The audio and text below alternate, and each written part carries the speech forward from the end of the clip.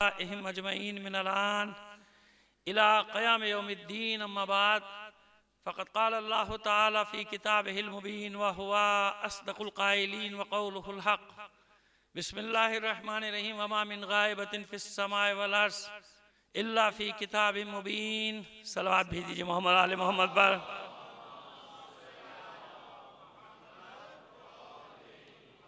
جن مرحومین کے سارے ثواب کی مجلس ہیں ان کے لیے اپنے تمام مرحومین اور تمام شہدائے ملت کو شامل کر کے ایک سورہ فاتحہ پڑھ کر بخش دیجئے گا. بسم اللہ الرحمن الرحیم.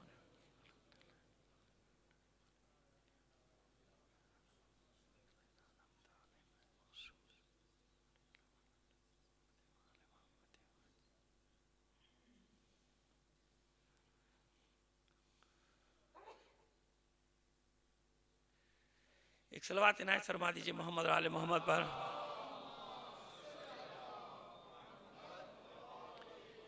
اس سے بہتر انداز میں بلند آواز سے مل کر ایک صلوات بھیج دیجئے.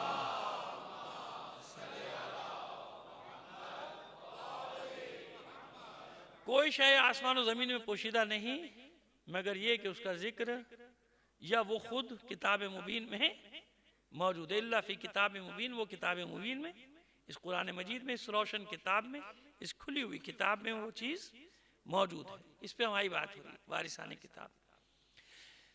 گفتگو بھی ہمیں اسی طرف کرنا ہے، سوال بھی دو آ گئے، اور خوشی اس بات کی ہے کہ سوال بالکل موضوع سے ریلیٹڈ ہے، ہمارے موضوع سے متعلق ہے. ورنہ عموماً ہوتا یہ کہ میں مجلس کچھ پڑھ رہا ہوں، سوال نیچے سے کچھ بھیج دے گا کہ یہ کروں گے نہ کروں، وہ کروں گے نہ کروں، یہ پڑھوں گے نہ پڑھوں. 20 سال مجھے اسی چکر میں ہو گئے. اب جو پہچان گئے وہ اس قسم کے سوال مجھے نہیں بھیجتے کہ بھئی جو میں پڑھ رہا ہوں اس سے متعلق سوال کیجئے، یا یہ سوال آئے گا کہ فلانے نے فلاں جگہ یہ پڑھ دیا، تو اس سے جواب نہیں لیا، مجھ سے جواب لے رہے ہو. بھائی اس سے تو ہمت نہیں بھی جواب لینے کی، جواب لینے کے لیے میرے پاس آ رہے ہو کہ مجھ سے پڑھا اس نے، تو اس سے جواب پوچھو جا کہ کیوں پڑھا، کہاں سے پڑھا. خیر، تو کہنے کا مطلب ہے کہ سوال بہت اچھے آئے ہیں، مگر آخر میں بھول جاتا ہوں. بھول کیا جاتا ہوں، کیفیت ایسی نہیں رہتی تفصیل سے دعا کرانے کی. 2-4 مریض خاص طور پر، ویسے تو ہر مریض کے لیے دعا کر رہے ہیں، کہیں بھی کوئی مومن یا مومنہ مریض ہے، لیکن ایک مومنہ بچی اور ایک اور ہمارے مومن برادر عزیز اور بھی کئی لوگوں نے کہا ہے، اپنے بھی مریضوں کو ذہن میں رکھتے ہوئے ان سب کی شفا یابی کے لیے بلند آواز سے ایک صلوات بھیج دیجئے محمد آل محمد پر.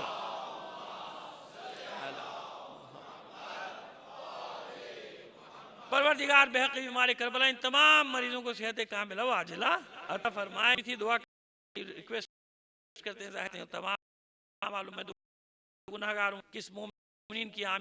ٹھیک، خیر بات آگے بڑھاتے ہیں. ہم بات کریں وارثان کتاب پر کہ وارث کتاب ہونے کا حق کسے حاصل ہے. تھوڑی سی عالمین کی بحث بھی ہم نے کی اور بتایا کہ عالمین کی حدود تو خیر نہیں بتا سکتے، لیکن بتایا کہ کہاں تک ڈھونڈنا جاتے ہو تو جاؤ، چلے جاؤ بھائی.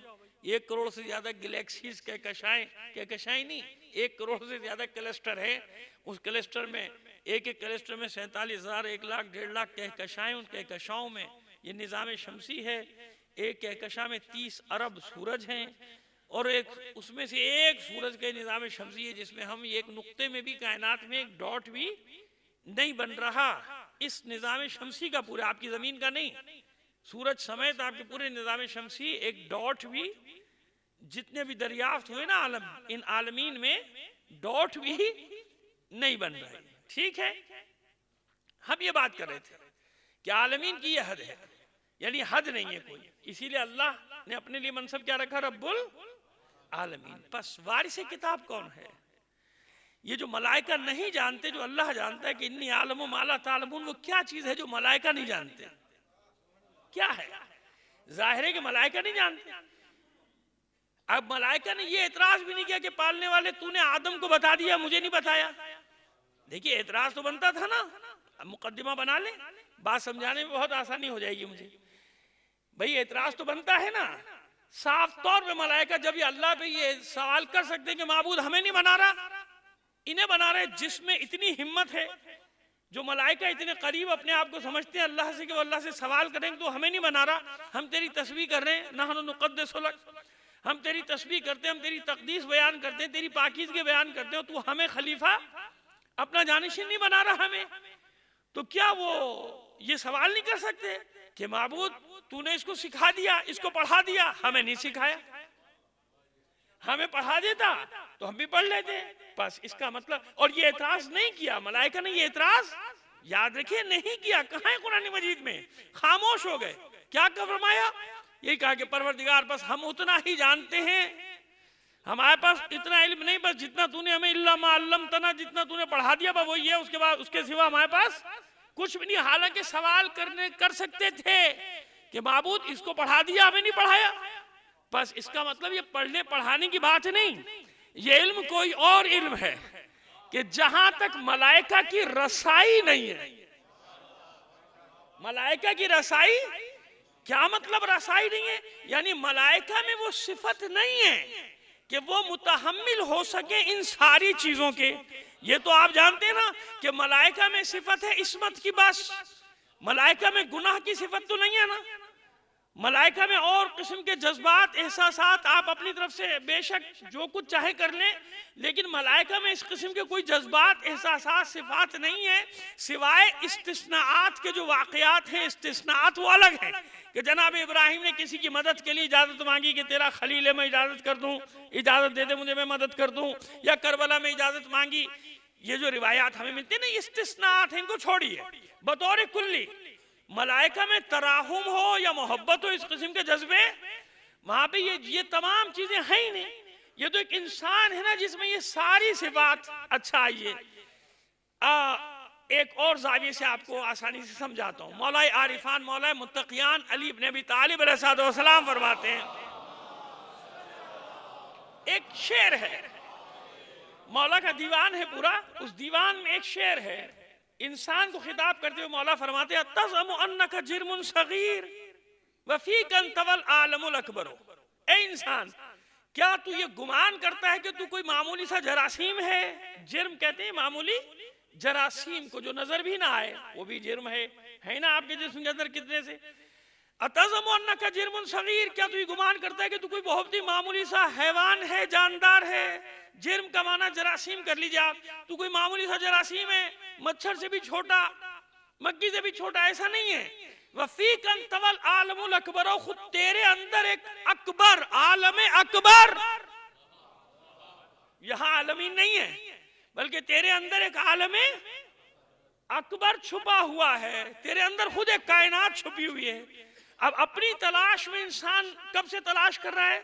جو ثابت ہے وہ بقراط کا میڈیکل سائنس ثابت ہے. جتنے میڈیکل کالج وغیرہ میں پڑھایا جاتا ہے، میں نے سنا ہے بلکہ پڑھا بھی ہے کتاب میں، بقراط کی اوپر جو کتاب لکھی گئی اس میں نے خود بھی پڑھا کہ کچھ اصول ایسے ہیں، ظاہر ہے وہ مجھے میری اصطلاحات میرا میدان نہیں، مجھے وہ اصطلاحات یاد کرنے کی نہ ضرورت ہے نہ مجھے یاد ہیں، لیکن میں نے پڑھا کہ وہ اصول وہی ہیں جو بقراط نے طے کر دیے. پہلا میڈیکل کالج انسانیت کا باقاعدہ کس نے قائم کیا تھا؟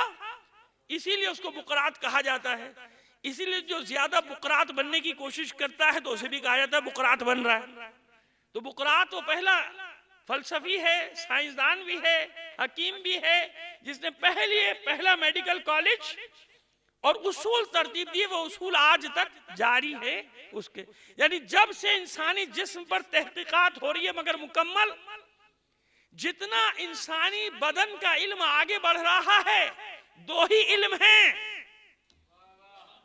علم الابدان، علم الادیان. اس کے سوا کوئی دین علم نہیں ہے. بدن کا علم ہے اور دین کا علم ہے. نہ بدن کا علم ختم ہونے کا نام لے رہا ہے، نہ دین کا علم ختم ہونے کا نام لے رہا ہے. کیسے؟ بدن کے بارے میں تحقیق ہوتے مسئلہ حل نہیں ہوا، مسئلے الجھتے چلے گئے. پہلے ایک حکیم تھا، سارے علاج کر دیتا تھا، اس کے بعد اسپیشلائزیشن آ گئی. الگ الگ نہیں بھائی، یہ سارے کام میں نہیں کر سکتا. اب ایک نے الگ دل پکڑا، ایک نے کلیجہ پکڑا، ایک نے آپ کی ٹانگ پکڑی، ایک نے سر پکڑا، ایک نے ہاتھ پکڑا. ایسے ہی ہے نا، اسپیشلائزیشن ہو گئی نا بھائی. کسی نے کان پکڑ لیا، کسی نے ناک پکڑ لی، کسی نے گلا پکڑ لیا، کسی نے آنکھیں پکڑ لی. ایسے ہی ہے. اور کسی نے کھال بھی اتارنے کے چکر میں آپ کے اسکن اسپیشلسٹ بھی ہے کہ نہیں ہے. اچھا پھر وہ آرتھرائٹس، یہ جو ہمارے بزرگ پروردگار سب کو صحت دے، ہمیشہ کہتا ہوں کہ جن کو ڈاکٹر نے کہا ہے کہ کرسی پر بیٹھے، ان کے لیے کرسی پہ بیٹھنا ضروری ہے، اور جس کو ڈاکٹر نے نہیں کہا اس کا بیٹھنا غرور کی علامت ہے. کس کی علامت ہے؟ تکبر کی علامت ہے. لہذا پہلے دن میں میں نے بچوں کو سمجھایا تھا, آج کوئی بچہ نہیں بیٹھا ہوا, لیکن میں نے پہلے دن میں بچوں کو سمجھایا تھا کہ یہ فرش عزا ہے, یہاں معصومین بیٹھتے ہیں. یہ غرور کی علامت ہے کہ انسان بغیر کسی عذر کے, ہاں جس کو ڈاکٹر نے کہا ہے لازم ہے, لازم ہے وہ فرد جسے ڈاکٹر نے کہا ہے وہ کرسی پہ بیٹھے, کیونکہ مسجد میں بیٹھا ہے. معصوم بھی اس کے عذر کو جانتا ہے, اس کی تکلیف کو جانتا ہے, لیکن اگر کسی کو کوئی تکلیف نہ ہو وہ خامہ خامی بیٹھا ہوا ہے کہ جو وہ بہت بڑا آدمی ہے, تو بہت بڑا آدمی کچھ نہیں, اسی مٹی میں جانا ہے, اور مٹی میں کیا ہوگا تجھے نہیں پتا, قبر میں جا کے کیا ہونا تیسا تو تجھے نہیں معلوم. کاش کے پہلے والے بتا دیتے کہ کیا ہوا ان لوگوں کے ساتھ جو زمین پہ غرور کیا کرتے تھے, تکبر سے چلا کرتے تھے. صلوات بھیجیے محمد آل محمد پر. تو دیکھیے آپ, بدن کا علم کہاں تک گیا؟ ابھی تک بدن کی تحقیقات تمام ہوئی نہیں ہوئی. وہ آرتھرائٹس کی بات میں کر رہا تھا تو معلوم ہوا وہ جب ایک دفعہ ذرا سا مجھے پرابلم ہوا تھا تو انہی نے نامعلوم کتنی قسمیں بتا دی. پہلے تو میں سمجھا یہ ایسی ڈاکٹر معذرت کے ساتھ بیوقوف بنا رہا ہے مجھے, لیکن بعد میں پتہ چلا کہ نہیں وہ صحیح کہہ رہا ہے. 300 پتہ نہیں کتنی قسمیں اس نے سے گھٹنے کے درد کی بتا دی. بھائی اب مجھے بتائیے علم بڑھا یا گھٹا؟ پیچیدگیاں بڑھی یا کم ہوئی؟ یعنی ہر سوال کا جواب نئے 100 سوالوں کو جنم دے رہا ہے. دماغ کا الگ ڈاکٹر بن گیا ہے نا, بن گیا. کتنے کتنے قسم کے اسپیشلسٹ ہیں. اب تو آپ ایک بار کسی بڑے ڈاکٹر میں, بڑے ہاسپٹل میں گھس کے دیکھیے, وہ آپ کو نکلنے نہیں دے گا. سمجھ گئے میری بات؟ پہلے تو ایک لمبی چوڑی لسٹ لکھے گا کہ یہ سارے ٹیسٹ کراؤ. یہ بھی بڑا ضروری ہو گیا ہے. پہلے نبض دیکھ کے مرض بتانے کا زمانہ گیا, میرے بچپن میں تھا. یہ ایلوپیتھک ڈاکٹر نبض دیکھ کے بتا دیتے تھے, دوا دے دیتے تھے, لیکن اب ان کی سمجھ میں نہیں آتا, ایسی پڑھائی نہیں. پتہ نہیں پڑھائی خراب ہو گئی کہ ڈاکٹر خراب ہو گئے, کیا ہوا, اب ان کی سمجھ میں نہیں آتا کچھ. اب پہلے وہ لمبا سا لیبارٹری, باہر والی مخصوص لیبارٹریاں ہیں, ان کا نام لکھ دیا کہ یہاں کا ٹیسٹ لانا. سمجھ گئے؟ فلاں جگہ تو میں بھگت چکا ہوں نا بھائی, بھگت رہا ہوں, تو وہی یہاں کا ٹیسٹ چلے گا اور کہیں کا ٹیسٹ نہیں چلے گا. وہ سارے ٹیسٹ آپ نے جب کرا لیے تو اب اس نے دیکھا, ہاں پتا چلا کہ کیا ہوا, یہ ہو سکتا ہے, یہ ہو سکتا ہے. اچھا اب ذرا فلاں اسپیشلسٹ کو بھی دکھا دیجئے. بھائی بیچارہ وہ بھی ڈاکٹر بیٹھا ہوا ہے دکان کھول کے, وہ کہاں جائے, اس کو بھی دکھا دے. معذرت کے ساتھ ڈاکٹر حضرات برا نہ مانے, ڈاکٹر کا شعبہ ہو, مولوی کا شعبہ ہو, وکیل کا شعبہ ہو, کون سا شعبہ بچا, کون سا شعبہ ہے بھائی؟ ہر جگہ کمرشلزم آ گیا نا. لیکن کیونکہ اتفاق سے علم الابدان کی بات ہو رہی ہے, جسم کی بات ہو رہی, تو یہ بات آ گئی ہے. تو ہر جگہ نا اچھے بھی ہیں, ایسے ایسے ملے ہمیں کہ واقعی ان کی عظمت کو سلام ہے, ہمیں ملے, ہمیں خود ملے, ایسے ڈاکٹر بھی ملے. دنیا باقی ہے کہ ان کے شعبے میں اتنے بہترین اور اتنے انسان دوست لوگ ہر جگہ ہے نا. بات کریں جسم کی. اب آپ مجھے بتائیے کہ ہر سوال کے جواب نے مزید سوالات پیدا کیے کہ نہیں کیے؟ کیے نا. وہ جسم میں, اب جسم میں لگا ہوا ہے جسم کی تحقیق. یعنی اتنا بڑا عالم ہے یہ کہ ہزاروں سال ہو گئے, مگر ابھی تک اپنے جسم کے بارے میں بھی انسان پوری معلومات نہیں حاصل ہوئی. اس کو نہیں معلوم اس کو کیا ہے, غیب ہے. حتیٰ کہ ہاتھوں میں بھی الگ اسپیشلسٹ, سیدھے ہاتھ کا اسپیشلسٹ الگ ہے, ہمارے دوست ہیں. الٹے ہاتھ کا الگ ہے, اور پھر ہاتھوں میں بھی خالی پنجے کا. ارے بھائی یہ کیا ہوا؟ کہا کہ اسے پنجے کا علاج کرتے ہیں بس, اس کے علاوہ کچھ نہیں. ایسے ملے, میں جانتا ہوں, میں آپ کے جو مشاہدے کی باتیں کرتا ہوں, یہ نہیں کہ سنی سنائی باتیں کرو, جو مشاہدے میں جن چیزوں کو میں جانتا ہوں. سمجھ آئی؟ ایک صلوات بھیجیے محمد آل محمد پر. تو اب دیکھیے آپ, یہ انسان عالم اکبر ہے. اب یہ بات 1400 سال پہلے میرا اور آپ کا مولا بتا کر جا رہا ہے, بلکہ آج تک بتا رہا ہے. کیا تزمیر انسان, کیا تو گمان کرتا ہے کہ تو معمولی سا جراثیم ہے, تو معمولی سا رینگنے والا کیڑا ہے, اڑنے والا کیڑا ہے؟ وَفِيكَ انْتَوَى الْعَالَمُ الْأَكْبَرُ, جبکہ تیرے اندر ایک عالم کبیر, عالم اکبر چھپا ہوا ہے. یعنی ایک کائنات خود تیرے اندر چھپی ہوئی ہے. تو انسان, وہ انسان, اتنا مجبور انسان کہ اتنے وسائل کے باوجود ابھی اپنے جسم کا علم حاصل نہیں کر سکا. جب یہ اتنا بڑا عالم ہے یہ انسان کتنا بڑا عالم، عالم اکبر، مولا فرمانے تیرے اندر عالم اکبر۔ اب انسان کی حیثیت کیا ہے اس کائنات میں؟ عالمین میں کیا حیثیت ہے اس انسان کی؟ کچھ بھی نہیں ہے نا عالمین کے مقابلے میں انسان۔ تو یہی تو سمجھایا جا رہا ہے کہ عالمین اور ہیں، عالمین میں پہلے اپنے آپ کو پہچان کہ تو کتنا بڑا، تو کیا ہے، تیری حیثیت کیا ہے، اور پھر عالمین پہ نظر ڈال، پھر عالمین کے بارے میں غور و فکر کر، پھر تجھے معلوم ہوگا کہ یہ ملائکہ نے سوال کیوں نہیں کیا۔ ملائکہ نے اعتراض اسی لیے نہیں اٹھایا کہ وہ علم ان کے پاس تھا ہی نہیں۔ جب آدم کی خلقت ہوئی وہ اسماء سامنے آئے تو اس کا مطلب وہ ملائکہ سے پہلے کے تھے، آدم کو تو جانتے تھے، اس لیے اعتراض کیا کہ اسے بنا رہا ہے اس مٹی کے پتلے کو۔ لیکن جب وہ اسماء سامنے آئے تو ہتھیار ڈال دیا فرشتوں نے۔ کیوں؟ اس لیے کہ فرشتوں کا وجود بعد میں ہے، ان انوار مقدسہ کا وجود پہلے تھا۔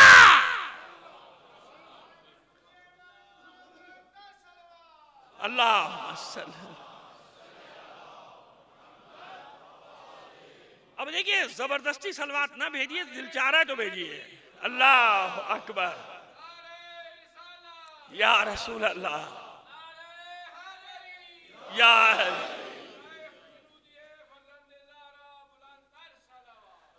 اللہم صلی علی محمد۔ اب بات کچھ ذرا سا واضح ہوئی کہ کیوں ملائکہ نے اعتراض نہیں کیا۔ ملائکہ کو اعتراض کا حق اس وقت تھا جب ان کے سامنے کوئی بات ہو رہی ہو۔ آدم ان کے سامنے بن رہے تھے، اعتراض کر بیٹھے۔ آدم ان کے سامنے بن رہے تھے نا، کہ اس مٹی کے پتلے کو، اس انسان کو تو اپنا جانشین بنائے گا، وارث بنائے گا، ہم تیری عبادت کرتے۔ لیکن جب وہ اسماء سامنے آئے، پہچان سکے ملائکہ؟ نہیں پہچان سکے۔ کیوں؟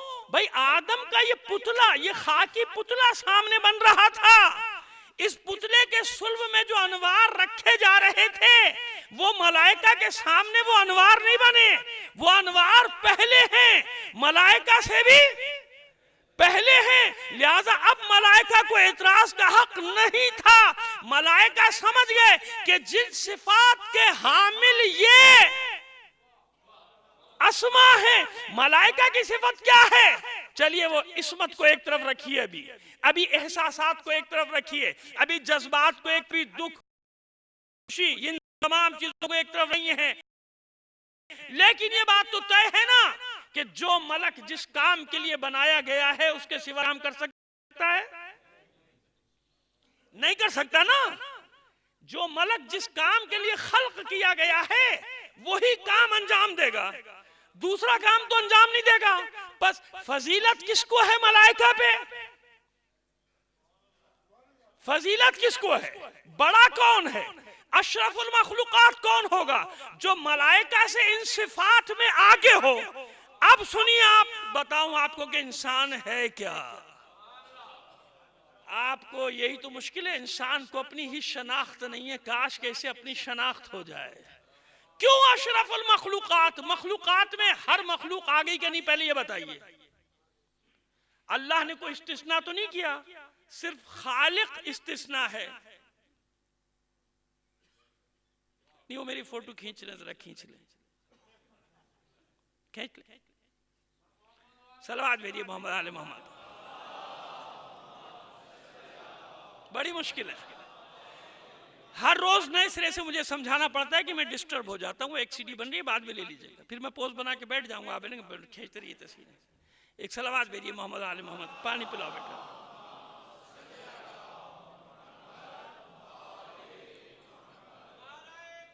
پتی اور ڈال لو بیٹا، بہت گرم، گرم بہت ہے، اس میں چائے کی پتی ڈال لو اور تھوڑی سی شکر بھی، تاکہ چائے پی لوں۔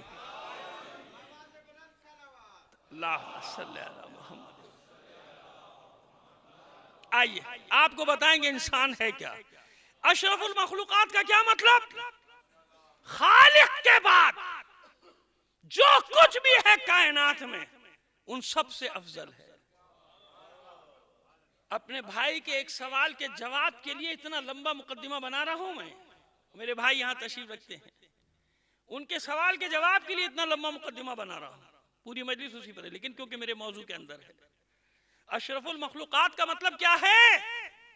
استثناء تو نہیں کیا نا، یعنی خالق کے سوا جو کچھ بھی ہے کائنات میں، ملائکہ ہوں، جمادات ہوں، نباتات ہوں، حیوانات ہوں، یہ تو آپ جانتے ہیں، بس اتنا تو آپ جانتے ہیں، اس کے علاوہ کچھ نہیں ہے کائنات میں۔ ابھی تو میں نے بتایا پرسوں کیا کیا ہے نا کائنات، تو وہ مخلوق ہے نا۔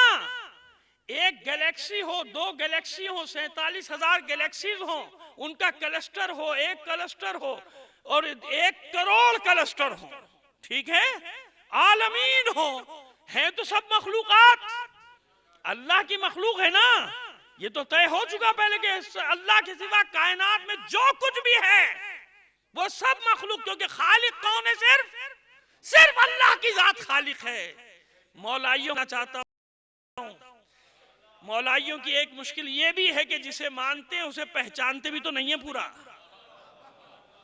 اسی لیے دھوکہ کھائے جاتے ہیں۔ اسی لیے خیر پورا تو کوئی نہیں پہچان سکتا، مگر جتنا پہچاننے کا حق ہے اتنا تو پہچانو۔ اتنا بھی پہچان لیا تو خود بخود یہ سر سجدے میں چلا جائے گا اللہ کی بارگاہ میں، کہ وہ اللہ اکبر کہنے کو اور سبحان ربی الاعلی و بحمدہ کہنے کو خود بخود دل چاہے گا کہ خدا کا شکر ہے کہ اس نے مجھے ان کی محبت پہ پیدا کر دیا۔ اللہ کا شکر، کس کا شکر ہے؟ اللہ کا شکر ہے۔ آج کل اللہ کا ذکر کرو تو ناراض ہوتے، یہ کیا ذکر لے کے بیٹھ گئے بھائی؟ ویسے بڑا عجیب نہیں ہے؟ تو خدا کے لیے علی کے ماننے والوں سمجھنے کی کوشش کرو کہ اللہ نے علی کے نور کو خلق کیوں کیا ہے، تاکہ ان انوار مقدسہ کے ذریعے سے پہچان کرائے اپنی کنت کنزا مخفیا، میری مخلوق کے ان اعلیٰ ترین انوار کو پہچان لو، تمہیں سمجھ میں آ جائے گا کہ ان انوار کا خالق کون ہے۔ لیکن ہمارے یہاں وہی باتیں نہیں بتائی جا سکتی، اور سب کچھ بتایا جا سکتا ہے جس سے آپ کو جناب کھڑے ہو کر نعرے لگائیں، چاہے عقیدے کا بیڑا غرق ہو جائے، تماشا ہو جائے دین کے ساتھ، مگر مزہ زبان کا مزہ، کیف، لذت کیا مشکل تھی، آج سمجھ میں آیا ہم جیسے گناہ گاروں کو کہ انبیاء کی مشکل کیا تھی۔ ان کی زبان سے زیادہ تاثیر تو نہیں ہے ہماری زبان میں، ہے، لیکن کیوں لوگ ان کی نہیں مانتے تھے؟ وہی بات مزہ اور غذا کی تھی۔ غذائیت میں تکلیف ہے مگر فائدہ ہے، مزے میں مزہ ہی مزہ ہے مگر صحت تباہ۔ تو دین کو بھی یہی دو چیزیں لے بیٹھی، ایک مزہ لے بیٹھا اور غذائیت کی طرف کسی نے توجہ نہیں کی، مزے کی طرف تو اس میں مزہ بہت آ رہا ہے، نیند بھی نہیں آ رہی اور 1-1.5 گھنٹہ آرام سے گزر جاتا ہے، اور مزے کی بات سب سے بڑی فائدے کی بات ہے کہ کچھ کرنا نہیں پڑتا، جنت میں یوں ہی چلے جاتے ڈائریکٹ، کرنا کرانا کچھ نہیں پڑتا، تو یہ تو ہم تو نہیں کر سکتے۔ لہذا آئیے، کیا ہے یہ انسان؟ اشرف المخلوقات، اللہ کے سوا جو کچھ بھی عالمین میں ہے وہ سب مخلوق۔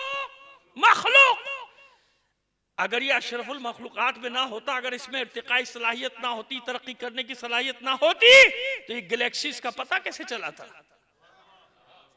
یہ کہکشاؤں کا پتہ کیسے چلا تھا؟ یہ کہکشاؤں کے راستے کیسے تلاش کرتا؟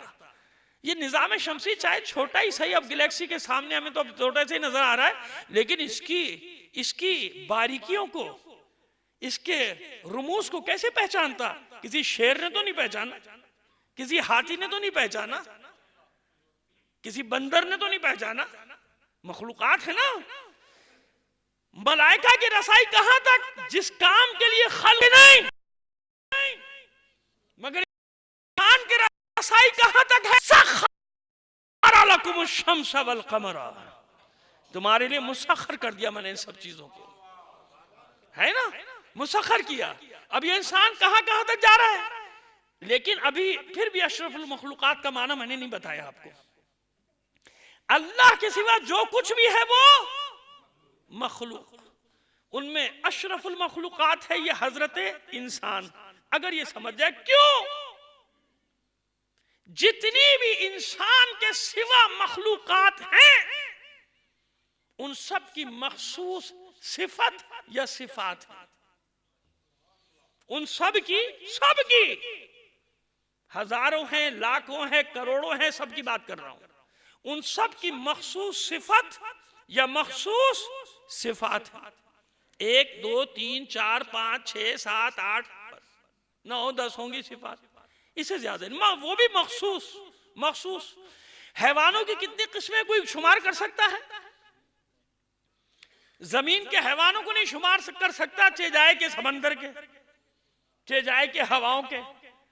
کروڑوں قسم کے حیوانات میں کہہ رہا ہوں، ممکن ہے اربوں قسم کے ہوں، مجھے نہیں معلوم. شمار کر سکتا ہے کوئی؟ ان میں ہر حیوان کی اپنی الگ خصوصیت ہے نا.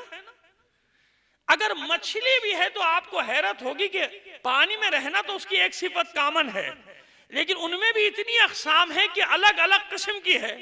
کوئی پانی کے الٹی سمت میں ہی چلتی ہے، پانی کے رخ پر نہیں چلتی بلکہ الٹی سمت پہ چل رہی ہے. الگ الگ ہیں، صفات ہیں نا، مگر صفت مخصوص ہے. مچھلی کوشش کر کے کیچوا نہیں بن سکتی،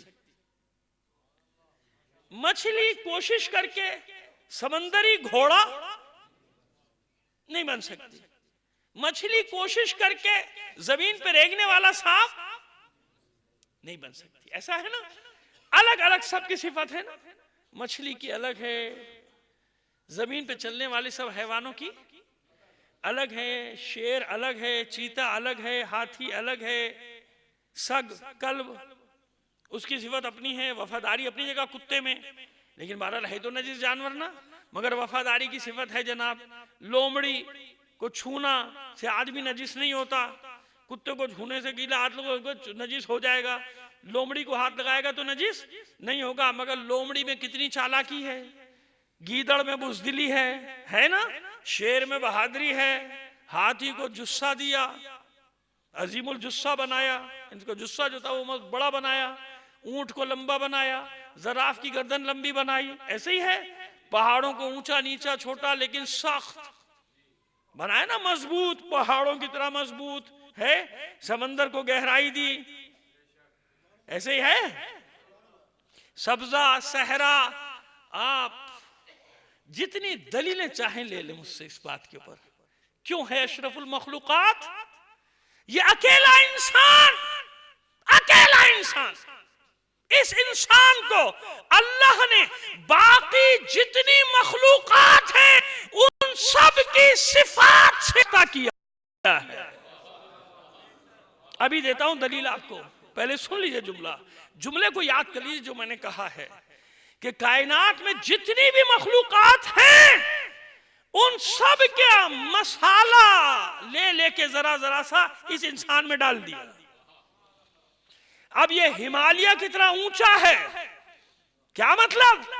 جب کوئی بہت ہی باعزم انسان ہو تو اس کے لیے کیا کہا جاتا ہے؟ اس کا حوصلہ ہمالیہ سے اونچا ہے. کیا مطلب؟ یعنی علامت، وہ صفت اس کے اندر جو ہمالیہ میں ہونی چاہیے، K2 ماؤنٹ ایوریسٹ میں وہ صفت اس کے اندر موجود ہے. یہ بڑا گہرا انسان ہے، سمندر سے بھی گہرا ہے. کیوں کہہ رہے ہیں آپ؟ یعنی اس میں وہ صفت پائی جاتی ہے، ارے اسے نہ پالنا، یہ آستین کا سانپ ہے. مگر ہمارے سابقہ حکمرانوں کو تو عادت تھی آستین میں سانپ پالنے کی. اب وہ ڈس رہے ہیں نا، بھگتو، اب ہمارے لیے پالے تھے، اب تمہیں ڈس رہے ہیں، سنبھالو خود ہی. صلوات بھیجیے محمد آل محمد پر. اب یہ ذرا اتنی پھر وارس کیا میں نے سردی والی صلوات نہ بھیجیں، ایک صلوات بھیجیں پتا چلے. بات واضح ہوئی؟ سانپ ہے نا، بچھو کی طرح ڈستا ہے، لومڑی کی طرح چالاک ہے. یہ تو بالکل گیدڑ ہے، یہ بڑا شیر ہے نا. ارے کیا ہاتھی کا جسم پایا ہے. ہمارے بھی ایک دوست ہیں، آپ دیکھتے ہوں گے اکثر ان کو، بولتے بھی ویسے ہی ماشاءاللہ. خیر اب کیا کیا جائے، شباہت ہے نا بھائی، تشبیہ دے رہے نا آپ، تشبیہ دیتے ہیں کہ نہیں دیتے؟ ہاتھی چلا آ رہا بھائی، اونٹ کی طرح لمبا ہے کہ نہیں ہے؟ یعنی یہ آپ لاشعوری طور پہ کہہ رہے ہیں، لاشعوری طور پہ. لاشعور، آپ شعور میں آپ کو یہ نہیں ہے کہ یہ صفت ہے، نہیں یہ صفت ہے بھائی. اچھا اور آسان کر دے مطلب کو، اشرف المخلوقات بھی یہی ہے. ملائکہ کی صفت اس میں ہے کہ نہیں ہے؟ نفس رکھا ہے، ملائکہ والا نفس بھی رکھا، جانوروں کا نفس بھی رکھا، پہاڑوں کی صفت بھی رکھی، سمندروں کی صفت بھی رکھی. بس اب یہ ملائکہ سے افضل کیوں ہو گیا؟ ملائکہ گناہ کی لذت کو نہیں جانتے، انہیں معلوم ہی نہیں گناہ کیا ہے. گناہ کرنا ہو، کیا کرنا ہے، کیسے کرنا ہے، کچھ نہیں معلوم. دیکھ بھی رہے ہیں تو انہیں کیا معلوم، لکھ رہے ہیں، اسی لیے لکھتے جاؤ، سمجھ میں تھوڑی لکھ لو اس نے کیا کیا، ختم ہو گئی بات. بعد میں اس کو سزا دینا ہے، قبر میں ہم بتا دیں گے کسے سزا دینا ہے. آپ بے فکر رہیں، آپ لوگوں تو کچھ نہیں ہونا انشاءاللہ، سب ایسے ہی نکل جائیں گے، آپ پرواہ نہیں کریں. جیسے وہ بتاتے ہیں نا آپ کو بعض لوگ، سب ویسے ہی ہو جائے گا. اللہ کرے میرے ساتھ بھی ویسے ہی ہو جائے. میں خامخواہ میں ڈرا رہتا ہوں قبر سے. صلوات بھیج دیجئے محمد آل محمد پر. روز روز صبح شام دیکھتا ہے مگر عبرت حاصل نہیں کرتا. یہ مٹ گئی ہے سکتر چند نوٹوں چند روپوں، جو دین سے کھیلتا ہے اس کا حشر بڑا برا ہوتے دیکھا. دین سے نہ کھیلو، یہ کھیلنے کا میدان نہیں ہے. دین کو ویسے ہی سمجھو جیسے سمجھانے والوں کو بھیجا گیا ہے اور جس طرح سے انہوں نے سمجھانے کی کوشش کی ہے. قیامت کی علامتوں میں سے آج میں دیکھ رہا تھا، ایک علامت یہ بھی بتائی گئی کہ دین لوگ کی رائے پر بنایا جائے گا کہ لوگ کیا چاہتے ہیں. امام جعفر صادق علیہ السلام کا قول ہے. قیامت نزدیک ہوگی کب؟ جب تم یہ دیکھو کہ لوگ دین کو اپنی رائے کے مطابق بنا رہے ہیں، اپنی رائے کو دین بنا رہے ہیں. یعنی جو لوگ چاہتے ہیں، لوگ کیا چاہ رہے ہیں، لوگوں کا مزاج کس طرف جا رہا ہے آج کل یہ کیا چاہ رہے ہیں، چلو آج کل اس طرف چل پڑو. یہ قیامت کی علامتوں میں سے، ظہور کی علامتوں میں سے ایک علامت ہے. کبھی وہ موضوع ہوگا تو پڑھ دیں گے. امام نے 50 علامتیں اس روایت میں، تو بہت ہیں، اس روایت میں 50 علامتیں بتائی. اس میں ایک علامت یہ بتائی کہ لوگ دین کو رائے پر، جب تم دیکھو کہ لوگ دین کو اپنی رائے کے مطابق بنا رہے ہیں کہ میرا دل یہ چاہ رہا ہے، میرا دل یہ چاہ رہا ہے. روز ایک آدمی کا نئی بات کو دل چاہتا ہے، وہ دین میں شامل کر دیتا ہے. سب سے مظلوم چیز دین رہ گئی ہے. سمجھ میں آیا؟ تو ملک کی صفت ہے نا اس میں. اور ازل اولئک کالانعام بل ھم اضل. آپ نے کیا سمجھا اشرف المخلوقات ہے؟ نہیں، ازل مخلوقات بھی یہی ہے. مخلوقات میں سب سے پست، سب سے اشرف بھی انسان ہے، سب سے پست بھی. سب سے پست کیوں ہے؟ ملائکہ کا نفس بھی دیا تھا، حیوان کا بھی. ابھی محنت کر کے آگے بڑھا، اس صف میں شامل ہوا متقین کی، تو ملائکہ سے افضل ہو گیا. کیوں؟ ملائکہ کے پاس آپشن نہیں ہے. ملائکہ کے پاس آپشن نہیں ہے. سجدہ کریں تو سجدہ ہی کر رہے ہیں، رکوع میں تو رکوع کر رہے ہیں، قیام میں تو قیام. یہاں تو آپشن ہے نہ کرنے کا، چھوڑا ہے نا. فَالْهَمَا فُجُورَهَا وَتَقْوَاهَا، آزاد چھوڑا کہ نہیں چھوڑا؟ لہذا اپنے نفس میں قابو پا کے جب اس صف میں گیا تو ملائکہ سے افضل ہو گیا. اور اگر قابو نہ پا سکا، نفس سے حیوانی اس پر غالب آ گیا، تو بھائی سانپ کا کام ڈسنا تھا، تیرا تو کام نہیں تھا. سانپ کو تو پیدا اسی لیے کیا گیا تھا بھائی، اس لیے سانپ کی نہ جزا ہے قیامت کی، نہ جنت ہے نہ جہنم ہے کچھ نہیں ہے. درندے کا کام تھا پھاڑ کھانا اپنے سے کمزور حیوان کو یا انسان کو، تیرا کام تو نہیں تھا. تو کیوں درندہ بن گیا؟ جب یہ درندہ بن گیا، جب یہ سانپ بن گیا، جب یہ بچھو بن گیا، تو کیا ہوا؟ اذل المخلوقات اسفل سافلین کی منزل پر چلا گیا. یعنی اشرف ترین بھی یہ ہے اور پست ترین بھی یہی انسان ہے. پست ترین اگر حیوان بن جائے گا تو حیوان سے پست ہوگا، حیوان نہیں ہوگا. اسی لیے آج کے درندے حیوان نہیں ہیں، درندے نہیں ہیں، ان سے بھی پست ہیں. اولئک کالانعام بل ھم اضل.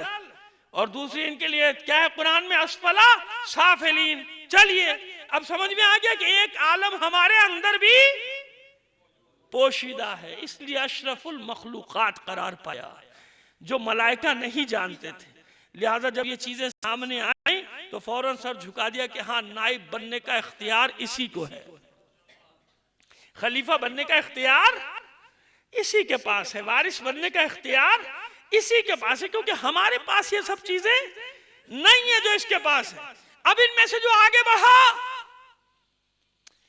سورہ انبیاء، ہاں سورہ انبیاء ہی کے آئے تھے، اور 105ویں آئے تھے جس میں ارشاد ہوا لَقَدْ كَتَبْنَا فِي الزُّبُورِ مِن بَعْدِ الذِّكْرِ أَنَّ الْأَرْضَ عِبَادِيَ الصَّالِحُونَ، اور ہم نے زبور میں نصیحت کے بعد یہ لکھ دیا، نصیحت کرنے کے بعد یہ لکھ دیا کہ بس بے شک اس ارض کو، اس زمین پر وارث بنا دیں گے اپنے صالح بندوں کو۔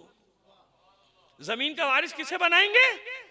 صالح بندوں کو۔ یہ وعدہ ہے اللہ کا، اور میں کئی مقام پہ عرض کر چکا ہوں کہ اس بات پر اطمینان رکھیے کہ اللہ کا وعدہ پورا ہونے والا ہے، کسی مولوی کا وعدہ نہیں ہے، کسی سائنٹسٹ کا، کسی سیاسی رہنما کا وعدہ نہیں ہے آپ سے۔ یہ وعدہ قرآن مجید میں کون کر رہا ہے؟ اللہ وعدہ کر رہا ہے، اور کتنے مقامات پر کہاں کہاں کیا، انشاءاللہ زندگی رہی کل آخری مجلس میں، مگر ابھی وہ سوال کے لیے اتنا بڑا مقدمہ بنایا ہم نے، ٹھیک ہے۔ اب یہ ہے انسان، حضرت انسان کا علم، کہ ابھی تک انسان ہزاروں سال کے باوجود اپنے جسم کا علم بھی پورا حاصل نہیں کر سکا۔ آپ اس سے تنگ آتے ہیں اس کے پاس جاتے ہیں، ہومیوپیتھک سے تنگ آتے ہیں ایلوپیتھک کے پاس جاتے ہیں، ایلوپیتھک سے تنگ آتے ہیں حکمت کے پاس جاتے ہیں، بننا معلوم۔ اب تو نئے نئے ڈیزائن، نئے نئے طرح کے علاج بھی، وہ ہربل اور یہ بھی اور وہ بھی، اور وہ بھی آیویدک اور ویدک کو پتہ نہیں کون کون سے علاج آگے قسم ہے نا۔ یعنی ایک جسم ہے، اب اس کا علم پورا نہیں ہوا، اور جس کے پاس یہ انسان ہے، یہ انسان، یہ کتاب نہیں ہے، یہ انسان کیا ہے؟ کتاب نہیں ہے، مگر اس میں کتنا علم چھپا ہوا ہے کہ ہزاروں سال کے باوجود اپنی ہی کتاب کو نہیں پڑھ سکا ابھی تک۔ اپنی کتاب کو، یہ ہے وہ کتاب جس کا قرآن میں ذکر ہو رہا ہے۔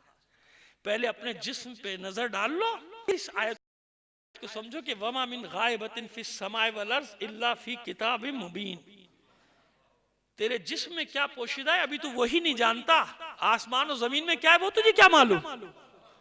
ابھی تو وہ بھی نہیں جانتا جو تیرے جسم میں ہے، اور آیت کہہ رہی کہ جو کچھ بھی ہے وہ سب کتاب مبین میں موجود ہے۔ اور یہ کتاب مبین کہاں ہے؟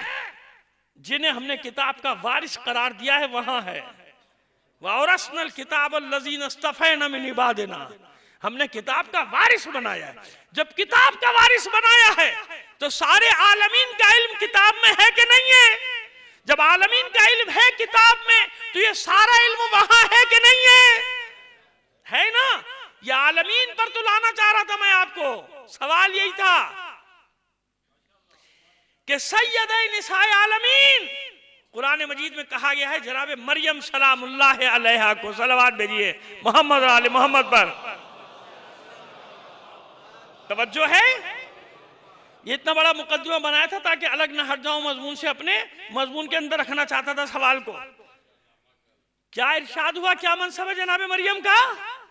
سید ہے نساء عالمین۔ عالمین کی کچھ بھی تشریح کر لیجئے جو میں نے پرسوں کی مجلس اگر آپ کے ذہن میں ہے، لیکن بچوں سے ضرور کہوں گا کہ اگر انہیں نہیں سنی ہے، مجھے شوق نہیں ہے کہ لوگ میری سیڈیاں دیکھیں، اس کو دیکھیں، میرے بات تو خود میں جمع کبھی نہیں کرتا، لیکن اس مضمون سے ریلیٹڈ ہے، اگر جنہوں نے پرسوں کی مجلس نہیں سنی، دوسری مجلس، وہ ضرور اس کو لیں اور اس کو سنیں تو ان کو یہ میری آج والی بات سمجھ میں آ جائے گی۔ اچھا، الصادق ٹرسٹ کی ویب سائٹ پر وہ بتا رہے ہیں کہ یہ مجلسیں ڈال دی جاتی ہیں، تو یہ ویب سائٹ آپ لوگ سب ڈھونڈ لیجئے گا، مجھے یہ سارا کچھ آتا نہیں ہے اور سیکھنا بھی نہیں چاہتا بھیا اب اس وقت، یہ سارے اور ایک نئی مشکل نہیں لینا چاہتا۔ صلوات بھیجئے محمد و آل محمد پر۔ خیر، بس میں نے پرسوں کی مجلس میں جہاں عالمین کا ذکر کیا تھا وہاں ایک اور بھی ذکر کیا تھا، وہ یہ ذکر کیا تھا کہ جتنے بھی انبیاء ہیں نا، ان سب کا زمان و مکان محدود ہے، زمان و مکان محدود ہے۔ معجزے بھی الگ الگ ہیں سب کے، جو معجزہ ایک پیغمبر کو دیا گیا ہے وہ دوسرے کو، ہاں دعا کی صورت میں معجزہ نہیں کہہ سکتے ہم، دعا کی صورت میں اگر کسی پیغمبر نے معجزے جیسی تکرار کر دی ہو کہ دو بھائی ہوں، ایک ہی دن پیدا ہوئے، ایک ہی دن انتقال ہوا، انتقال کے وقت ایک 150 سال کا ہو، ایک 50 سال کا ہو، تو یہ کیا ہے؟ یہ مشاہدے کی بات ہے، کہ اس پیغمبر نے چاہا تھا کہ میں مشاہدہ کروں کہ یہ کیسے ہوگا کہ تو دوبارہ اتنے عرصے بعد سب کو اٹھا لے گا. تو یہ 2 بار ہوا تھا نا, ایک جناب عزیز اور جناب عزیر کے ساتھ, زیادہ تر روایت انہی 2 بھائیوں کے بارے میں ہیں, اور ایک جناب ابراہیم نے وہ پرندے کا. لیکن معجزے سب کو الگ الگ دیے گئے, ایسے ہی ہے نا, مگر ان معجزوں کی پہنچ بھی کہاں تک ہے. جناب موسیٰ کون ہے؟ کلیم اللہ, اللہ سے کلام کرتے ہیں جناب موسیٰ. ایسے ہی ہے جناب خضر علیہ السلام کو کیا کیا خضر نے سکندر سے. یہ مصرع میں ہمیشہ پڑھتا ہوں تلفظ درست کرنے کے لیے کہ خضر جو آپ کہتے ہیں نا, خضر نہیں ہے لفظ ہے جو غالب نے استعمال کیا. کیا کیا؟ خضر نے سکندر سے. یہ خضر جو ہے لفظ ہے حضرت خضر علیہ السلام. خضر کوئی لفظ نہیں ہے. معذرت کے ساتھ جو ایک لفظ میں سیکھ جاتا ہوں چاہتا ہوں دوسروں کو بھی بتا دوں, ورنہ میری بھی کوئی اتنی اچھی نہیں ہے اردو, مگر یہ کہ کوشش کرتا ہوں کہ جو لفظ آ جاتے ہیں وہ کم از کم دوسروں تک منتقل کر دیے جائیں. ایک صلوات بھیج دیجئے محمد آل محمد پر. آئیے, وقت تیزی سے گزر رہا ہے, اس بات کو مکمل کر دو, زمان و مکان محدود ہے نا. تمام تر معجزات کے باوجود ابھی تک کوئی پہلے آسمان پر ہے, کوئی دوسرے آسمان پر ہے, کوئی تیسرے آسمان پر ہے, کوئی چوتھے پر ہے, کوئی 5ویں پر. ایسا ہی ہے نا. معراج کے واقعات میں ایسا پڑھا نا آپ نے, ہے نا معراج کے واقعات میں, وہاں بھی ہے ہماری میں تو دونوں جگہ ساری روایت موجود ہے معراج کی. معراج کے واقعات جو آئے اور وہ کتنے جلدی پیش آ گئے, اس کا مطلب یہاں سے تو چلے گئے مگر کہیں نہ کہیں اپنے وجود کے ساتھ. اب وہ وجود کیسا ہے, نورانی ہے, جو بھی ہے وہ اللہ جانتا ہے, وہ ہم نہیں جانتے. یہ سب علم غیب کی باتیں, مگر معراج کی باتیں تو ہیں نا, معراج کے واقعات تو ہیں. لیکن یہاں جب وہ آئے تو زمان و مکان محدود ہے. جناب عیسیٰ علیہ السلام کا بھی زمانہ محدود ہے, جناب عیسیٰ علیہ السلام کا زمانہ محدود, جناب موسیٰ علیہ السلام کا زمانہ محدود, جناب ابراہیم علیہ السلام کا زمانہ محدود. اب آ جائیے, مثال دی ہے کیسے. واقع کربلا کا ذکر نہیں ہے قرآن میں, نہیں ہے نا واقع. لیکن مجھے بتائیے کہ واقع کربلا جیسا واقعہ اس سے پہلے آباد میں ہوا؟ نہیں ہوا نا. نہ قرآن کی ظاہری نزول سے پہلے ہوا, نہ اس ظاہری نزول کے بعد. بس اس واقع کربلا کو سمجھانے کے لیے, اس کی اہمیت کو بتانے کے لیے جناب اسماعیل کی قربانی کا بھی ذکر کیا گیا. ایسے ہی ہے نا. جناب ابراہیم کے واقعات, جناب حاجرہ کے واقعات, جناب یوسف کی جدائی, جناب یعقوب کا گریہ, جناب سارہ کا اپنا منہ پیٹنا, یہ تو آیات ہیں, یہ تو آیات ہیں قرآن مجید کی. روایات میں تو کس کس نے اپنے بال, اپنا منہ پیٹا, اپنے بال نوچے, یہ ہم کبھی بتا چکے. بڑی محترم شخصیتوں نے حضور کے وصال کے وقت اور بڑے فخر سے لوگوں نے لکھا ہے کہ جب آپ کا وصال ہوا تو فلاں فلاں ہستی نے اپنا منہ پیٹا, سینہ بھی پیٹا, بال بھی نوچے, سب پہ گئے. عجیب ہے, وہ کریں تو صحیح, ہم کریں تو غلط. خود ہی لکھا ہے بھائی, ہم نے نہیں لکھا, لوگوں نے لکھا ہوا ہے. وہ ہم نے مجلس پوری کتابیں رکھ کے ایک ہی بار زندگی میں مجلس پڑھی تھی, مگر وہ ضروری تھا کہ حوالے اور کتابیں ساتھ رکھ کے بیٹھیں. تو سب دکھا کے بتا دے بھائی یہ لکھا ہوا ہے, پڑھ لے. اب ان سب کو یا تو برا بھلا کہیے, ہم کیا کریں, سب کچھ تو آپ نے لکھا. خیر, بالکل اسی طرح جناب مریم کی مثال کیوں دی سلام اللہ علیہا, کیوں دی مثال؟ سید نساء عالمین ہیں. دیکھیے میں نے کہا کہ زمان و مکان جناب زکریا کا ہو, جناب یحییٰ کا ہو, جناب عیسیٰ کا ہو, ایک زمانہ ہے. جناب مریم کا ایک زمانہ ہے. جناب مریم سید نساء عالمین ہیں, لیکن ہم مرتبہ 4 خواتین کا نام لیتا ہوں میں جو ہم مرتبہ ہیں. ہم مرتبہ, ہم پلہ. جناب سارہ سلام اللہ علیہا, جناب آسیہ زن فرعون, جناب مریم سلام اللہ علیہا, جناب خدیجۃ الکبریٰ سلام اللہ علیہا, اور کہیں پر جناب حوا سلام اللہ علیہا کیونکہ ام البشر, اور کہیں پر جناب حاجرہ سلام اللہ علیہا. یہ 4 سے لے کے 6 ہستیاں ہیں کہ جو محترم ترین ہیں، یاد رکھیے گا جناب اپنے زمانے کی سیدہ نساء عالمین کیوں کہا گیا؟ اب یہاں بھی عالمین کا مطلب کہیں بھی لے جائیے، یعنی کہیں تک بھی جہاں تک عالمین کی حدود ہیں ان سب سے افضل ہے جناب مریم۔ لیکن جناب یہ مثال کیوں دی گئی؟ تاکہ تمہیں سمجھنے میں آسانی رہے کہ عیسیٰ اور مریم کا رشتہ کیا تھا اور محمد اور فاطمہ کا رشتہ کیا ہے۔ پہلے رشتہ کو سمجھو۔ دیکھیے جناب مریم کا مرتبہ ہے جناب عیسیٰ کی وجہ سے، جناب مادر عیسیٰ ہے نا، اور ان کا ولادت جو ہے وہ اللہ کی نشانیوں میں سے ایک نشانی ہے کہ کسی مرد نے، کسی نامحرم نے انہیں چھوا تک نہیں تھا، کیونکہ اللہ کو یہ نشانی بتانی تھی کہ ہم ایسے بھی پیدا کر سکتے، ہم ایسے بھی بھیج سکتے۔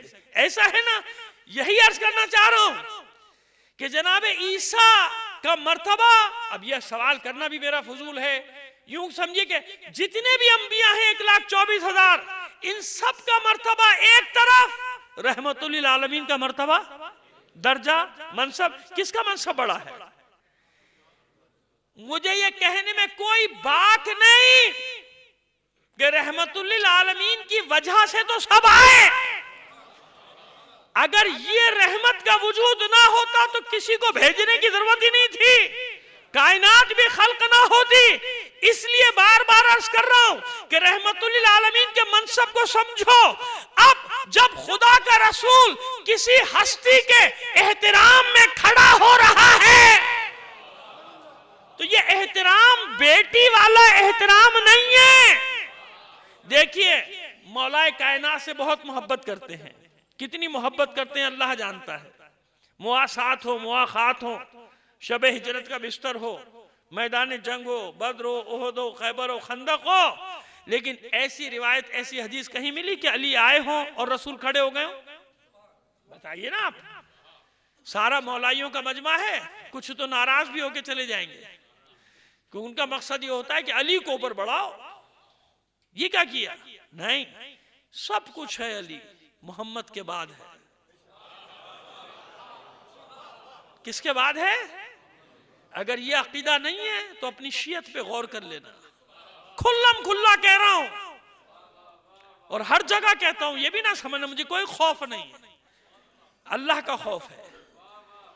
تمہارے قبلوں کو سیدھا رکھنا چاہتا ہوں، ٹیڑھا کرنا نہیں چاہتا۔ سب کچھ ہے علی، مگر محمد کے بعد، سمجھ گئے؟ کیونکہ محمد نے علی کی حفاظت نہیں کی ہے، علی ہے جو محمد کی سپر بن رہا ہے،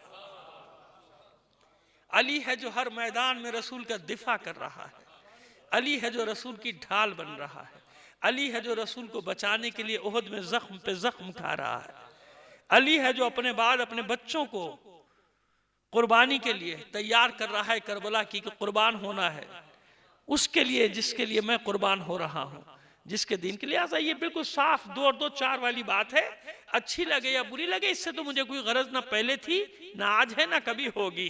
بات ریکارڈ پہ آنی چاہیے، آ گئی نا ریکارڈ پہ کہ اپنے قبلے بالکل سیدھے رکھنے ہیں، ادھر ادھر جاؤ گے اپنی خرابی کرو گے۔ تشیع کو کچھ نہیں ہوتا، یاد رکھنا، یہ اثنا عشری کا جو عقیدہ ہے نا، کچھ نہیں ہوتا۔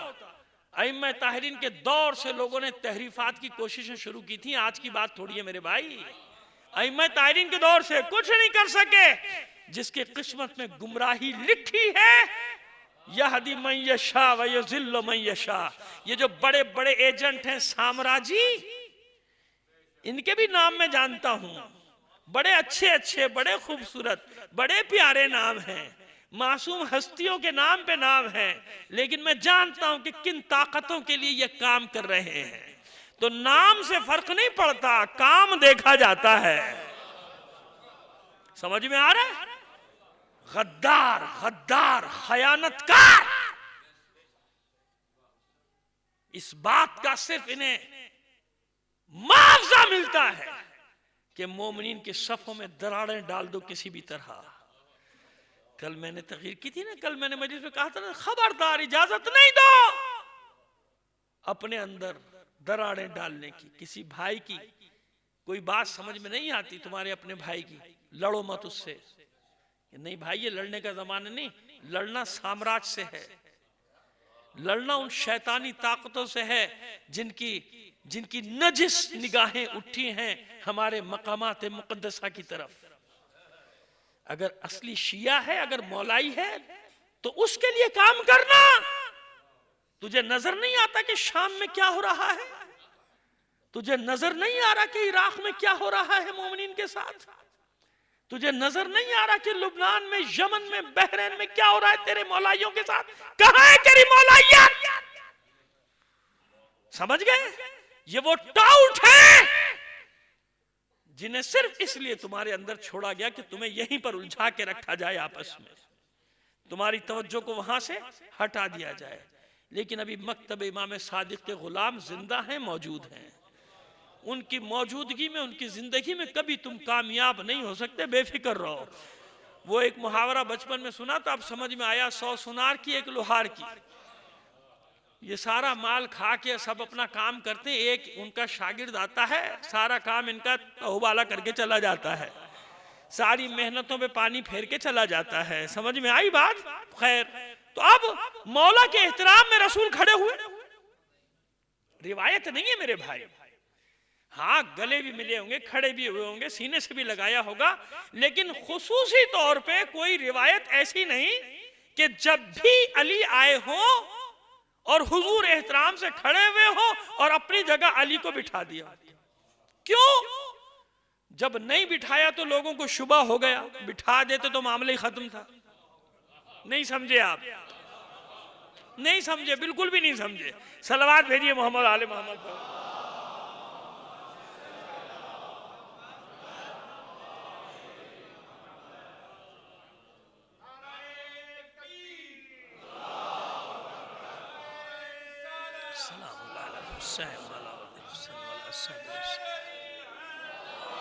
یار اللہم صلی علی محمد وآل محمد. ارے بھائی، میں نے سیدھا سیدھا جملہ کہا ہے، سیدھا سیدھا جملہ کہا ہے کہ نہیں بٹھایا تو لوگ شبہ میں پڑ گئے. اگر کہیں ایک بار بھی رسول بٹھا دیتے، کھڑے ہو جاتے، پھر تو پکا ہی پکا تھا. سمجھ گئے؟ اب تو سمجھ میں آگئی بات جو کہنا چاہ رہا ہوں. اس لیے شاید یہ مصلحت رہی ہو، اس لیے یہ مصلحت رہی، نہیں کیا. لیکن بیٹی کے لیے ایسا کیا کہ نہیں کیا؟ کیوں کیا؟ اب تمام انبیاء کا منصب، جناب مریم سلام اللہ علیہ کا منصب، اور رسالت مآب کا منصب. اب بات وہیں آ جائے گی کہ بقول جو ہم نے سنا ہے، جیسے کہ بتایا گیا کہ اقبال یہ کلام کہی نہیں سکتا تھا بغیر حدیث قصہ پڑھے، کہ مریم از ایک نسبت عیسیٰ عزیز، اس سے نسبت حضرت زہرا عزیز. اتنا تو وہ بھی جانتا تھا کہ مریم کو صرف ایک نسبت ہے، وہ نسبت کیا ہے؟ حضرت عیسیٰ کی. مادر عیسیٰ ہونے کا مقام حاصل ہے جناب مریم. یہاں کتنی نسبتیں ہیں؟ یہ جو احترام ہے بیٹی کا نہیں ہے، یاد رکھیے گا. بیٹی کا احترام ہوتا تو سنت قرار پاتا، ہر باپ اپنی بیٹی کے احترام میں کھڑا ہو جاتا. لیکن آج تک ایسا تو نہیں ہوا نا. ویسے آپ کھڑے ہو جائیں اور بات، لیکن سنت رسول تو کسی نے نہیں کہا. حالانکہ ہمیشہ کھڑے ہوتے تھے.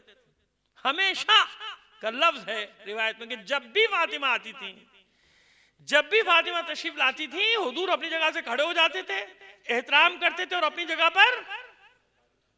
پر بٹھا دیتے تھے. یہ احترام تھا، اور کسی کے لیے ایسا نہیں تھا. کیوں تھا؟ اب سمجھ میں آ رہی ہے بات؟ بیٹی کی حیثیت سے ہوتا تو سنت رسول قرار پاتا نا.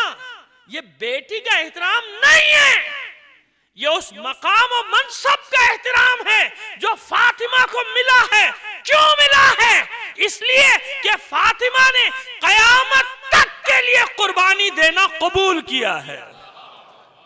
مریم کا ایک بیٹا قربان ہوا ہے، عیسیٰ، وہ بھی عیسائیوں کے عقیدے کے مطابق، ہمارے نہیں. ہمارے حساب سے تو وہ بھی قربان نہیں ہوئے، اللہ نے اٹھا لیا نا. ہمارے حساب سے کیا؟ یہی حقیقت ہے، یہی سچائی ہے، یہی قرآن نے بیان کیا کہ ان کے شبیہ کو انہوں نے مصلوب کیا. عیسیٰ کو تو ہم نے اٹھا لیا، عیسیٰ کو تو ہم لے گئے آسمان پر، جناب عیسیٰ کو تو نہیں کیا نا. تو ایک اور یہاں کتنی قربانیاں، کہ اب تک قربانیوں کا سلسلہ جاری. تو اب جب یہ سیدۃ النساء کی یہ میری بیٹی عالمین کی عورتوں کی سردار ہے تو کیا مطلب ہوا؟ یہاں جب رسول عالمین کا لفظ استعمال کر رہے ہیں تو یہ رسول کون ہے؟ یہ عالمین کا رسول ہے. مریم اپنے زمانے کی عورتوں کی سردار. یہ جہاں جہاں تک رسالت ہے.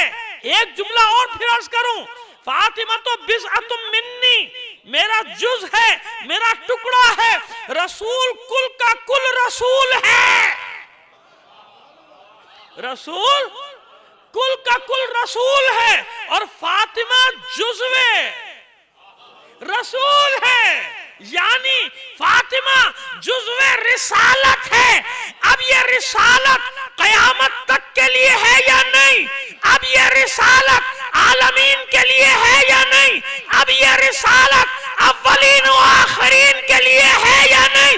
بس جب بھی اس جز کو الگ کرو گے رسالت میں نقص پیدا ہو جائے گا، اور پھر یہ رسالت ناقص نہیں ہو سکتی.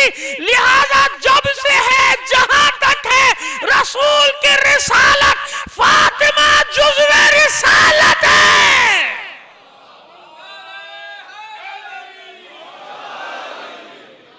یہ فرق ہے جناب مریم اور جناب فاطمہ الزہرا سلام اللہ علیہ. ابھی ہمارے بھائی نے سوال کیا تھا تو ہم نے ان سے یہی عرض کیا تھا، اللہم صلی علی محمد، یہی تو میں نے ان سے عرض کیا تھا کہ یہاں میں بیٹھ کے کمرے میں آپ کو بتاؤں گا تو ایک آدمی کو بتاؤں گا، مجلس میں بتاؤں گا تو سب تک یہ بات پہنچ جائے گی، اور یہ اللہ کا کرم ہے. تو یہ میں نے آپ کو بتا دیا کہ کیا فرق ہے دونوں میں. پہلے یہ سمجھ لیجئے کہ جزو رسالت کیا ہے، اور پھر جزو رسالت کب سمجھ میں آئے گا؟ جب رسالت کب سمجھ میں آئے گی؟ جب عالمین، کیونکہ عالمین کا رسول ہے نا. جب عالمین کا رسول ہے، وہ عالمین کا رسول فرما رہا ہے کہ یہ میرا جز ہے، یہ میرا حصہ ہے، جگر کا ٹکڑا نہیں. یہ تو ہم ترجمہ کر دیتے ہیں نا محاورتاً، غلط نہیں ہے محاورتاً ترجمہ. بضع کا مطلب ہے میرا حصہ ہے، میرا ٹکڑا ہے، رسالت کا ٹکڑا ہے نا. تو اگر کسی بھی زمانے میں اس کو الگ کر دیا جائے تو رسالت میں نقص ہوا کہ نہیں ہوا؟ ناقص ہو جائے گی نا رسالت، اور ناقص نہیں ہے کیونکہ یہی تو وجہ تخلیق کائنات ہے خدا کا رسول.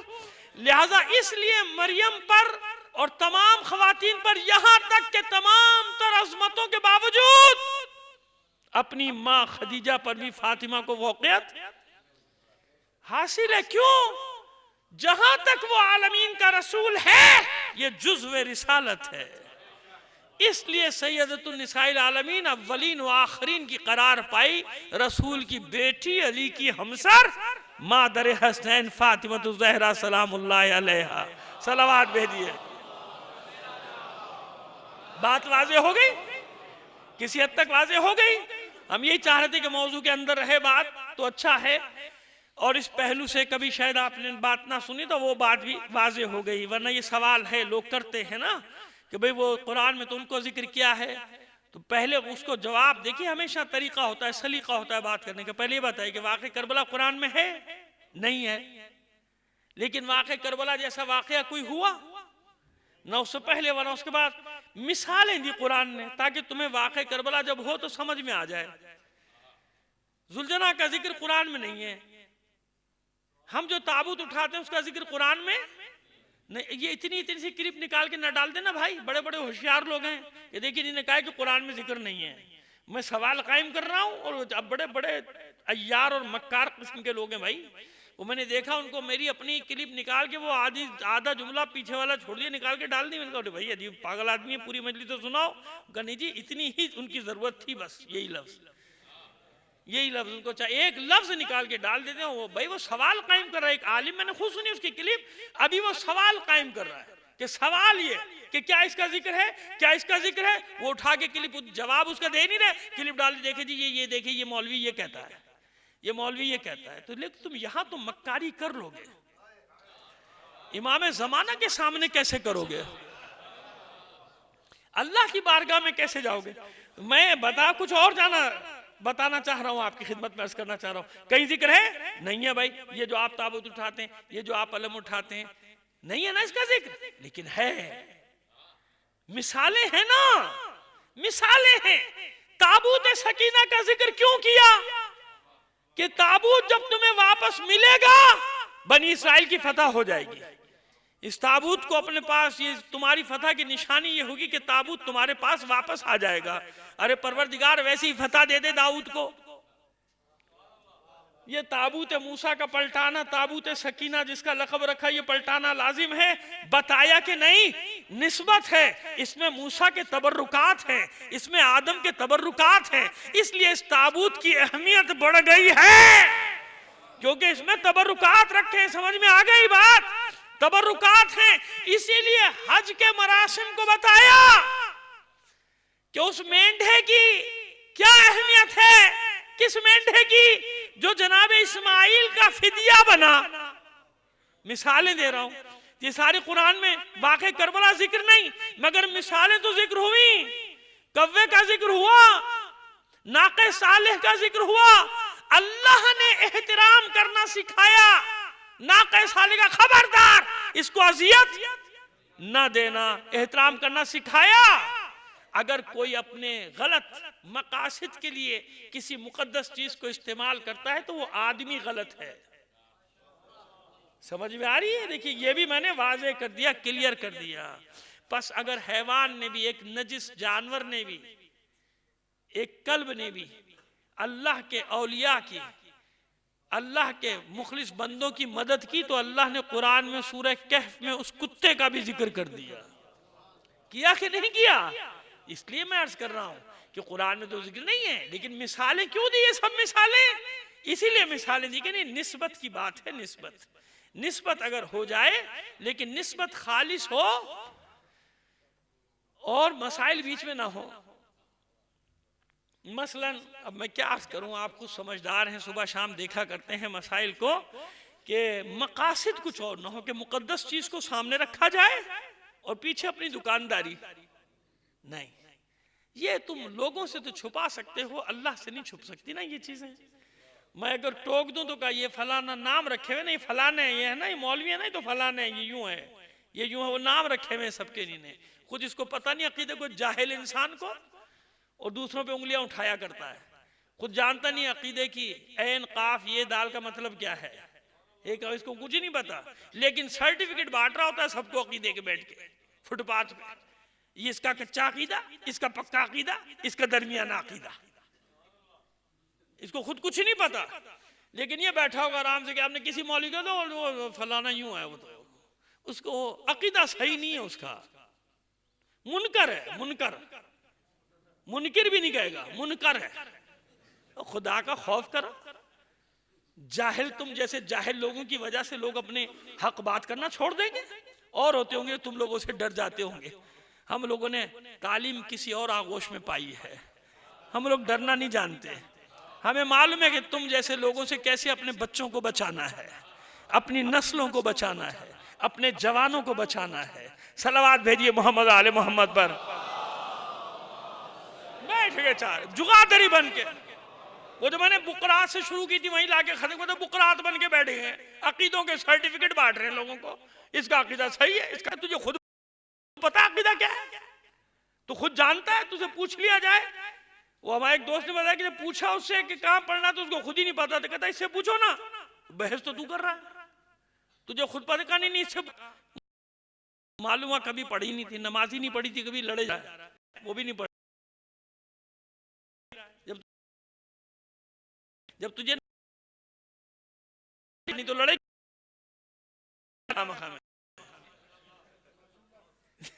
بس جب تجھے پڑھنی نہیں ہے، نہ یہ والی پڑھنی ہے نہ وہ والی پڑھنی ہے، تو لڑ کیوں رہا ہے بھائی، خواہ مخواہ میں بحث کیوں کر رہا ہے، قوم کو کیوں تقسیم کر رہا ہے، قوم کو کیوں لڑا رہا ہے آپس میں؟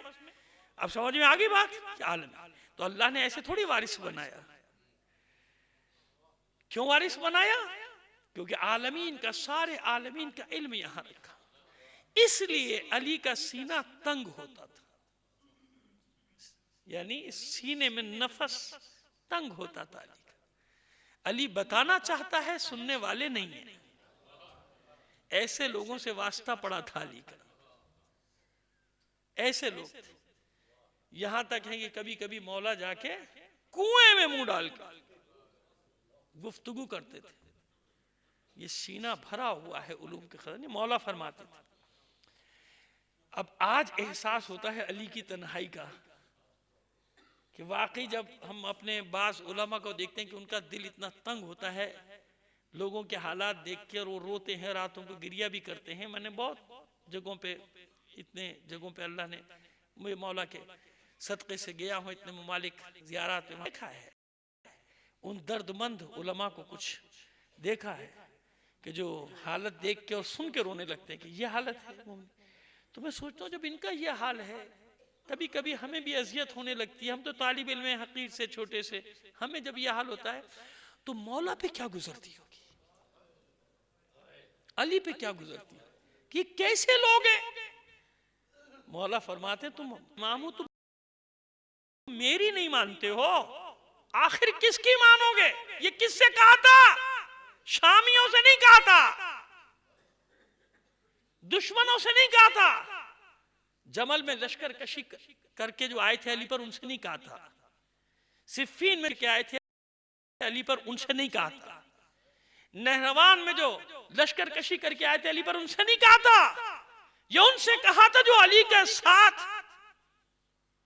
علی کے ہمدرد ہونے کا دم بھرتے تھے، علی کی محبت کا دم سے کہا تھا. یہی تو المیہ ہے کہ اس وقت بھی علی کو مانتے تھے، علی کی نہیں مانتے تھے. آج بھی یہ کہ علی کو مانو، علی کی نہیں مانو، غلط ہے نا. یہ میرے مامو قلب صادق صاحب نے ایک بار جملہ کہا تھا، وہ ذہن میں گونجتا رہتا ہے کہ حقیقت یہی ہے. ساری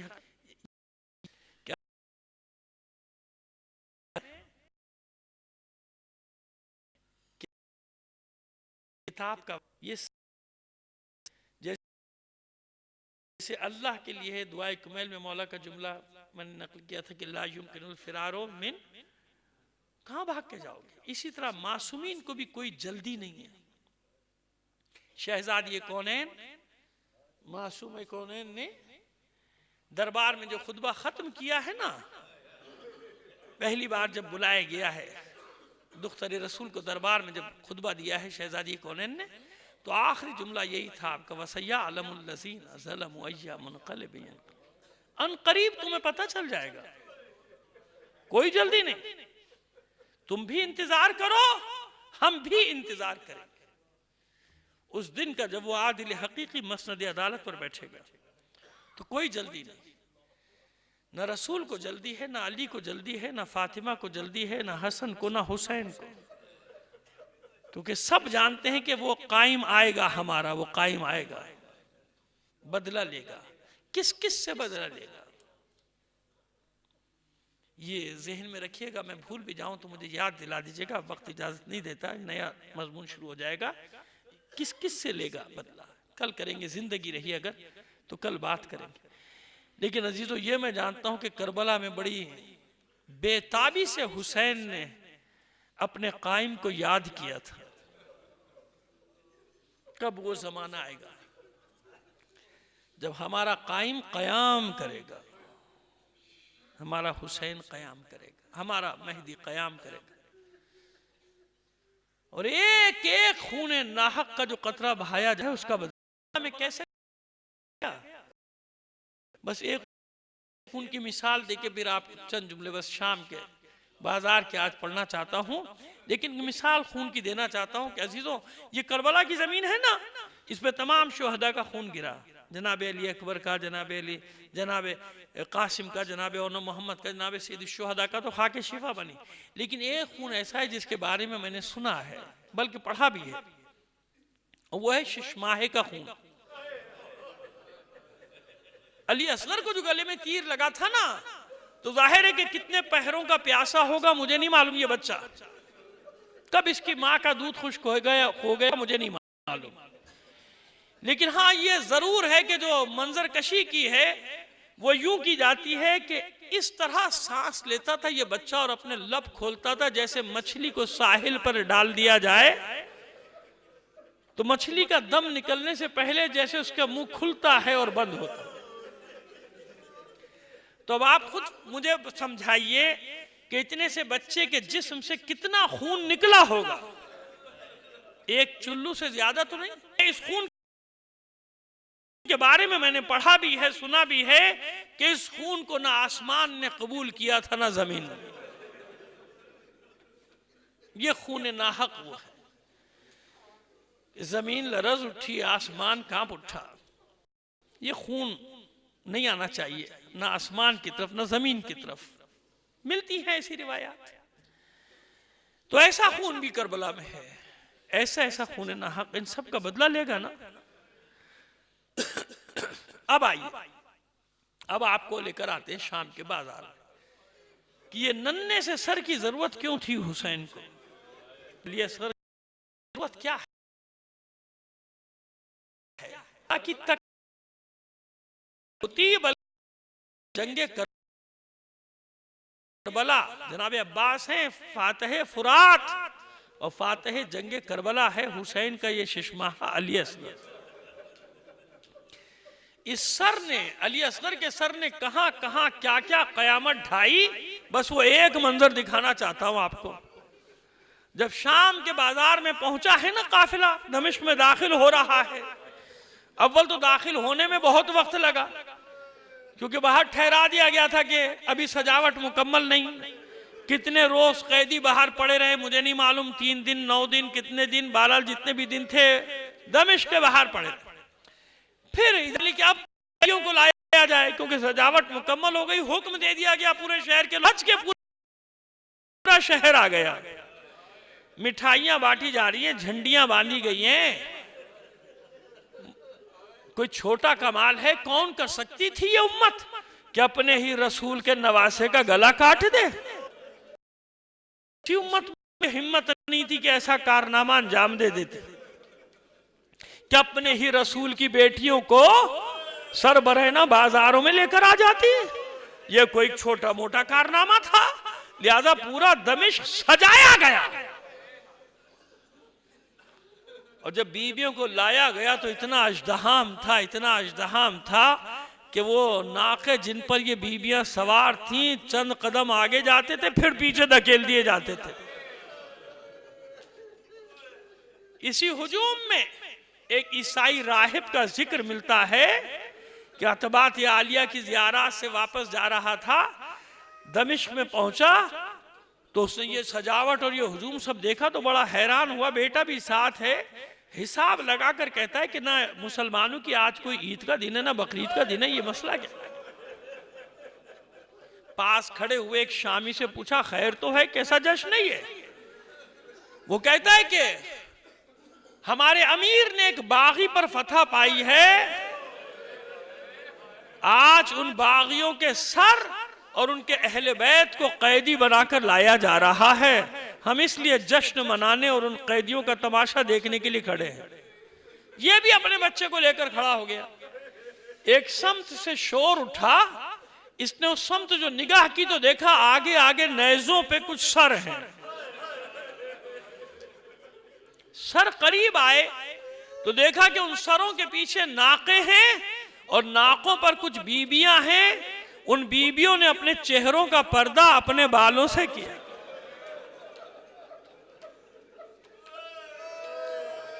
اپنے بیٹے سے کہے کوئی بہت ہی محترم خاندان ہے جس کی بیبیوں نے اپنے چہروں کا پردہ اپنے بالوں سے کیا ہے. سر قریب آئے، غور سے دیکھتا ہے سروں کو، اپنے بیٹے سے کہتا ہے کہ یہ باغیوں کے سر تو نہیں لگتے. دیکھ، نامعلوم کب ان کو تن سے جدا کیا گیا ہوگا مگر اب تک تر و تازہ ہیں. ان کے چہرے دیکھ، تازہ ہیں، بشاش، ان کے چہروں پہ نور دیکھ رہا ہے.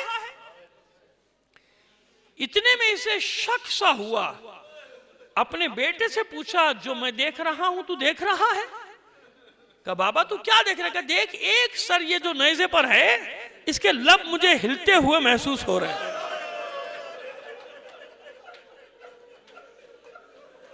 بیٹے نے دیکھا، کہا بابا جو تو دیکھ رہا ہے وہ تو ٹھیک ہے اپنی جگہ، ہاں واقعی اس کے لب ہل رہے ہیں، مگر یہ ننھا سا سر تو دیکھ، میں تو اس ننھے سے سر کو دیکھ رہا ہوں، کیا اس عمر کے بچے بھی قتل کیے جاتے ہیں؟ اب یہ راہب کہتا ہے کہ ان بدبختوں نے نامعلوم کون سا گھر اجاڑ دیا ہے، کون سا گھر اجاڑ دیا۔ پاس کھڑے ہوئے ایک شامی سے پوچھا، دیکھ کیا تو بھی دیکھ رہا ہے کہ اس سر کے لب ہل رہے ہیں؟ اس نے سر جھکا کے کہا کہ ہاں میں بھی دیکھ رہا ہوں۔ کہ کیا کہہ رہا ہے؟ کہ یہ آیات الہی کی تلاوت کر رہا ہے۔ کہ ارے بدبختو، بدبختو، باغی کہہ رہے ہو جو سر تن سے جدا ہونے کے بعد نو کے نیزہ پر آیات الہی کی تلاوت کرے وہ کسی باغی کا سر ہوتا ہے؟ کہاں کا رہنے والا ہے یہ باغی؟ اس شامی نے جواب دیا مدینے کا۔ کہا وہی مدینہ تمہارے رسول کا شہر؟ کہا کہ ہاں وہی مدینہ۔ اچھا اور تعارف بتاؤ کس خاندان کا ہے؟ کیا نام ہے اس کا؟ کہا حسین علی۔ چونک کر کہا کون حسین ابن علی؟ کس علی کا بیٹا؟ کس علی کا بیٹا؟ یہ علی کون ہے؟ اس کا بابا۔ اس شامی نے کہا یہ علی ہمارے رسول کا بھائی اور اس کا داماد۔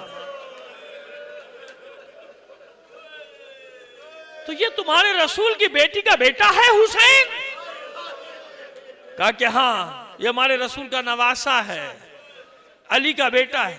کہتے ہیں لعنت ہو تم پر،